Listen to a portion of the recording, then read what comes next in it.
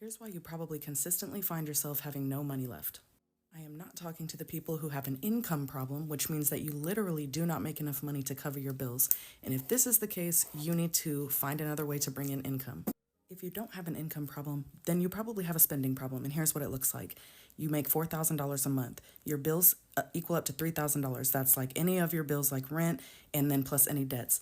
Then you have grocery and gas. Maybe you spend $500 a month. And then on paper, you should have $500 left over, right? That's all good, except for the fact that throughout your month, as this process goes on, you are bleeding money everywhere and you don't even realize it. Meaning you have no budget because you think budgeting is dumb, so you go. Hi, my loves, and as always, you're welcome to have a seat at my table. Welcome to your favorite podcast. And in today's conversation, we will be tackling budgeting. This is 2024, and we are all about that financial independence, getting our finances intact and in check. We're not going to be leaving you on the edge again. Like, we are going to be doing things the right way. And one way to live a baby girl life is to get your finances in check.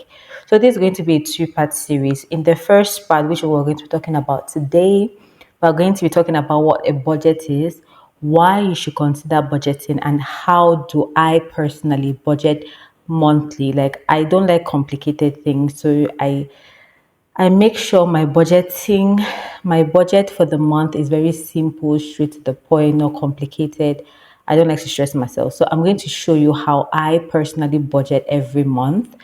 And then the second part, which will be coming up next week, I'm going to be sharing budgeting tips, like how to stay consistent with the budget. Once you have already budgeted for the month, how now do you stay consistent? I'm going to share you some tips that I put in place to ensure that I respect my monthly budget. Fun fact, I started budgeting October, so I'm kind of new, but not new. But yeah, and I've seen a drastic difference in my spending habits. I'm able to track my finances more, and it really has helped, especially in the area of saving, because I'm not an entrepreneur. I'm a 9 to 5 hour, so I depend solely on my salary. So it helps a lot to be able to manage my finances. I know what goes into where I can subtract something, where I can stop spending, where I should be spending, and stuff like that. Anyway, let's get into the video and not make the intro too long. First things first, what is a budget? So I had to research on Google, right? So what we got as a definition from Google is a budget is simply a spending plan that takes into account estimated current and future income and expenses for a specified time period, such as a month or a year or bi-weekly or weekly, right, for a specific time. So what does this mean? Like, for example, I budget monthly, so my specified time period is a month, if that makes sense. So that's the definition. For me, I found it very simple, straight to the point. Maybe it will make sense when I show you how I budget. But that's the definition, simple, straight to the point. Now we're going to talk about the importance of budgeting, why I personally think it's important for you to consider budgeting. And for me, I would say consider budgeting monthly, because that's easier. One thing about budgeting that I have learned is that it keeps me from overspending, because I'm able to track and I'm able to, how I budget is I budget before I receive my salary. Like, once I do, for example, I do my budget for March at the end of February. So before my salary even gets into my account, I already sit down and I budget for the month. So I'm not budgeting when I have my salary, because for me, like I said, I'm a 9 to 5, so I know what my salary is. Like, my money does not fluctuate, right? So I budget before, and I've seen that once I budget, and in my mind I already know what it is that I'm going to be spending for. Like, I already know my bills for March, because they reoccur every month. So I work on my bills, and if I want to do my hair, I just factor it in. And I feel, and I've noticed that when I don't factor something in my budget, it is hard for me to remove money for that thing. Like if I do not factor doing my hair in my budget, it will be hard for me to spend on my hair for that month. So it has really kept me from overspending. I don't know if that makes sense, but so I feel like when you write out your budget and you're very accurate that, okay, this is really what is important for me this month, it really keeps you from allocating money for foolish things. Like if you do not budget to buy shoes in the month of March, and you're somebody that is really disciplined and determined to follow that budget, it will be hard for you to allocate money to buy shoes. If you do not budget to send money to anybody, if it's not a life or death situation, it will not be so easy for you to remove money to give that person, because your money has already been budgeted. It's either your money has gone to something or your money has gone to your savings account. Like there is no idle money left, if that makes sense. So when I was sharing the budgeting tips, we're going to get more into this of not allowing any idle money, that there should never be idle money. Money should always be somewhere, because when the money is idle, then that means they can easily use it for anything, and then it kind of defeats the purpose of the budget in the first place. So that's the first point. Budgeting equally helps to create financial stability. Like I said, it helps me track my spendings, prevents me from overspending. Hence, my money does not get finished when the month gets finished. I'm able to save because now I'm able to really see where I put my money. I'm able to really see what my house rent takes, what my transport takes, what my food per month takes, what my hair takes. And then I'm able for instance, in my case, when I started budgeting, I now got to realize that, you know what, I do really earn a good salary. When I was not budgeting and I was just using money carelessly, my salary felt so small in my eye. Like I could not understand why my salary was finishing so fast. But when I started budgeting, I really got to see that, you know what, my salary is really good and I can save.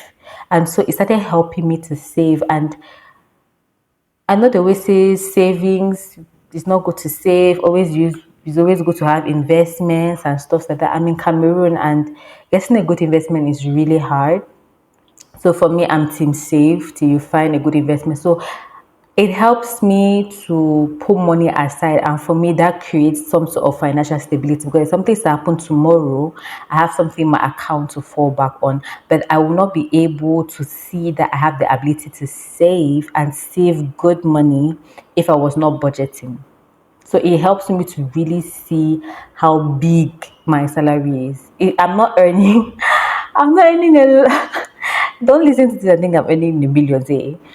I'm not earning drastically that way, but it's good enough that I can still be able to save. Before, I was not saving for the longest time because the money just seemed to get finished. But when I started budgeting, I was like, you know what, I can actually save. And I believe that budgeting has really helped me create some sort of financial stability for me. And for somebody that likes stability like myself, it really gives me peace of mind to know that if there's an emergency tomorrow, I always have money that I can always just fall back on, because you never know, right? Budgeting has equally helped me set priorities. So, like I said, when I budget, I always start with bills first. Like if you're not a bill, what I put as bills are things that will reoccur every month, things that have to be paid. Like it's not up to me if I should pay them or not. Something like a house rent is an expense that must be paid. In my case, every month, because I pay my house rent every month.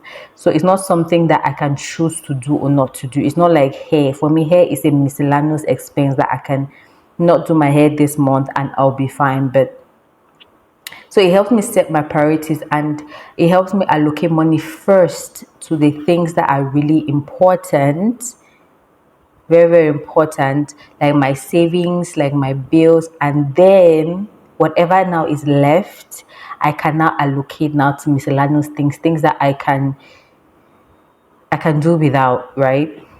So it has helped me set priorities. And then I think this has been a reoccurring statement, but budgeting helps you track your expenses. It helps you see what you spend, how much you spend, where you can cut, where you might need to reduce your spendings, or where you might need to find a more effective way of spending money.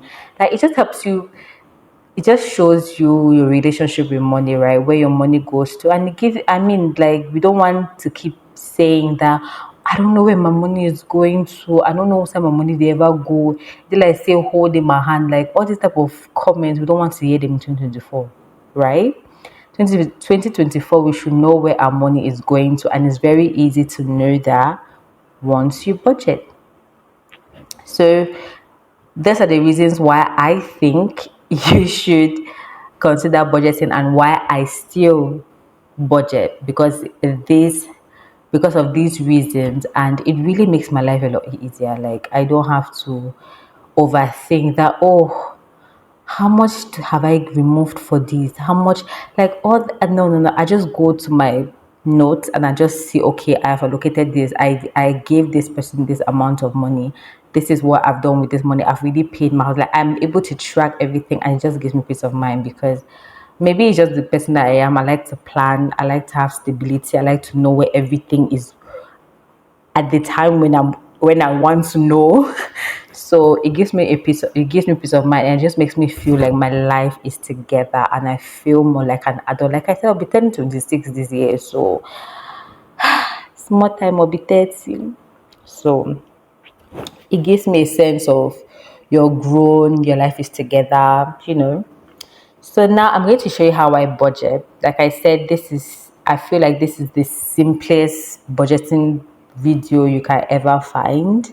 So yeah, let's get into that. So I'm going to show you, and I budget on my notes app. I have terrible handwriting, so I don't write in a book, and I prefer my notes app because my phone is always with me. So it's easier for me to just pick up my phone and just go through my notes app and see my monthly budget, rather than me writing in the book. So I'm going to show you how I budget on my notes app. All right, let's go to that video now. Okay, so this is my notes app. So I'm not going to be showing you exactly how much I spend personally per month. So I'm going to just be showing you hypothetically, like, we're going to use a hypothetical monthly budget, and I'm going to break it down to you how I will normally break down my house rent. So I start with the title. These my notes are, by the way. I start with the title, and let's say March expenses. This is how I just title it. And then I come down and I start with bills. Like I said, your bills are expenses that reoccur every month. For example, my bills are, and I always like to use a to-do list because I can easily tick it off once I have paid. So my first bill is my house rent. So, oh, I forgot something. Let's put our budget for the month to be 300,000, right? 300,000 francs. Okay. So my house rent, let's say my house rent is 30,000 francs. My transport, because like I said, I'm a 9 to 5. Let's say my transport is 15,000 francs. Then my food for the month, let's say 20,000 francs. If you're staying by yourself, I don't think you need that much for food. Then savings, right? Why I put savings under bills is because it's something for me that reoccurs every month. Like, I have to put something in my savings account every month, even if it's 10,000, 5,000. Like, something should be getting into my savings. So let's say savings, I'll be saving 25,000 francs this month.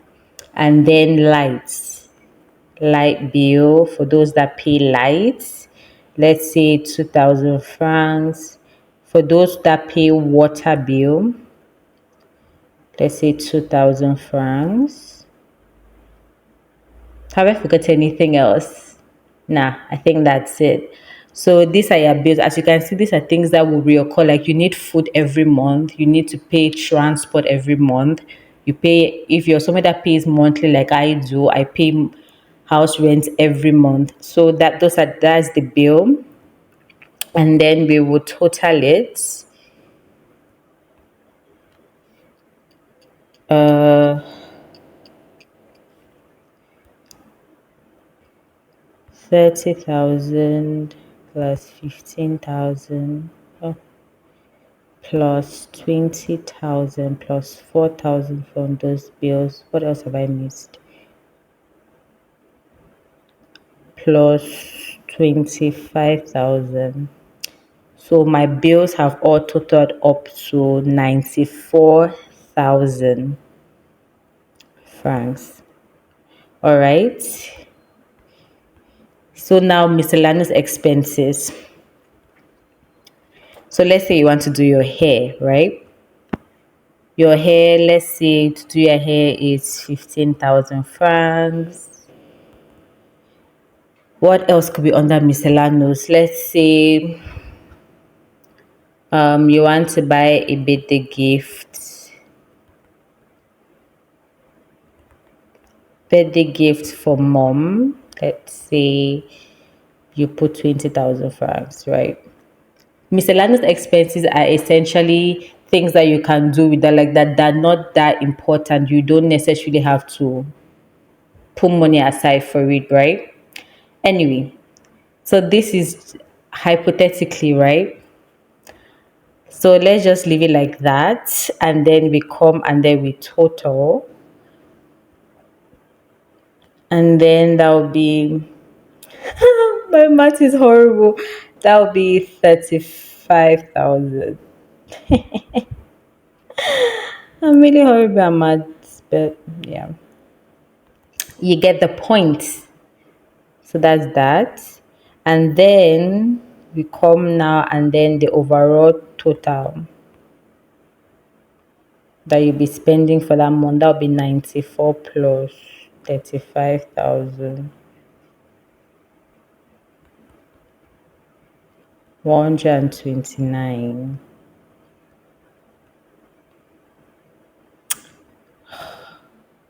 Sorry guys, like my phone sometimes just malfunctions like this.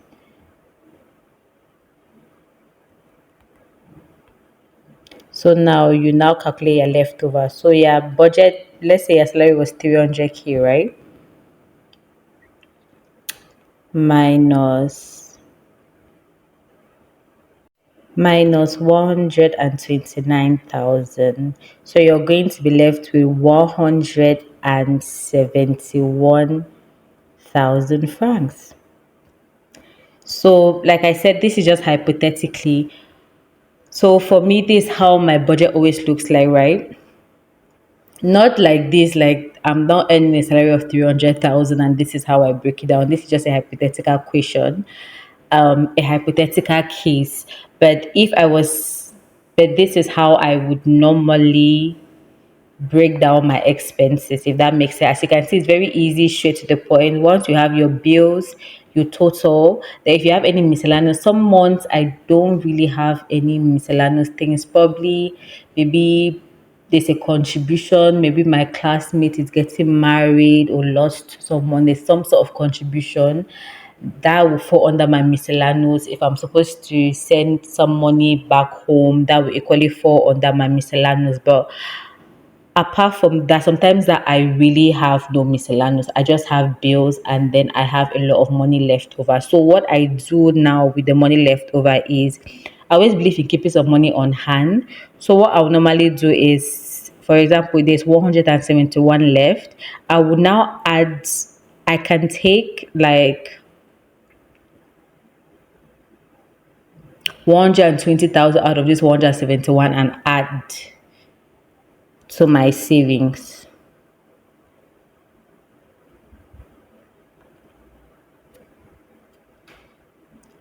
and add to my savings so that I have just a little amount of money left in my hand.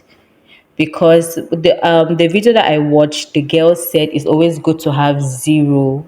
Like money should always be used for something. And but I personally believe in just having money on hand, because sometimes you don't always have the time to run to the bank. So, or I know factor things like internet, like data, calling. So it's always good to just have money on hand. It could be 10,000, 15,000 on hand that you can use for things like this. You can just use it to put your data, use it for calls. Just you can just see something that you can see like soya on the road, and then just remove money and buy it. Like those type of things like that, right? Don't necessarily have to put on your budget, but you take a chunk of what is left over and you add to your savings account. You add to your savings so that you can, increase the amount, and it helps you from overspending so that you don't walk around and then you see shoe, you buy, you see dress, you buy, you see human hair, you buy, you see this, you buy, like, or you just be going to expensive restaurants carelessly because money, because it's 171,000, a lot of money. You can do so many things with it. Like you can just now see somebody advertising hair for 54,000, you just buy it. You just see somebody advertising shoes, you just buy. But when you take a huge chunk of the money and put in your savings account, and then you're left with like 10, 15,000 on hand, you will not be able to do this type of things. So yeah. I hope that this video has been helpful. I hope it has been straight to the point. I think I overspoke, but what's new, right? I do that in every video. But I hope you're able to hear what I said. If there are unforeseen things that come up, you just have to just come and add it on the miscellaneous expenses. Just come back. Like for example, if a friend came to you and like they had an accident in the hospital, they need 20K immediately, or maybe you got into an accident and you need to remove 15K for that, or you fell sick, stuff like that, right? That's unforeseen, right? So you come to your budget, you come to your expenses, your miscellaneous expenses, and then you write hospital bills, you put the amount there. That way you're able to track at the end of the month, you're able to sit down and look at your spreadsheet and be like, okay, this is what I spent for the month, this is what I gave out, this is it, this is what I had left in my hand. So yeah, that concludes our video for today. Like I said, next week I'll be sharing budgeting tips, how to stay consistent with your monthly budget, and I hope this video helps you. And as always, if you liked this video, please don't forget to leave a comment in the section below. Let me know if you're ever budgeted, and if it was easy for you, if it was good for you. If you have any questions about how I budget, if there's something that I not speak on that you want some clarifications on, let me know in the comment sections below. Do well to share this video because I know we all need to watch this video. And what else? Like the video because it does help you to realize that this video is a good video and they promote it on the platform and many more people see this video. So your likes are very important, and please subscribe. We are currently at 28 subscribers and our family is growing, and I'm so grateful for all the 28 subscribers. I don't know why you subscribe, but I'm so happy that you believe in our community enough to subscribe, and I'm so happy.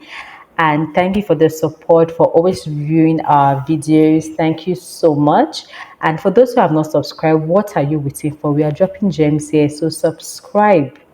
Let me not blow you powder. Subscribe and spread the good news about our podcast. Yeah. All right. I love you guys. See you in the next episode. Bye.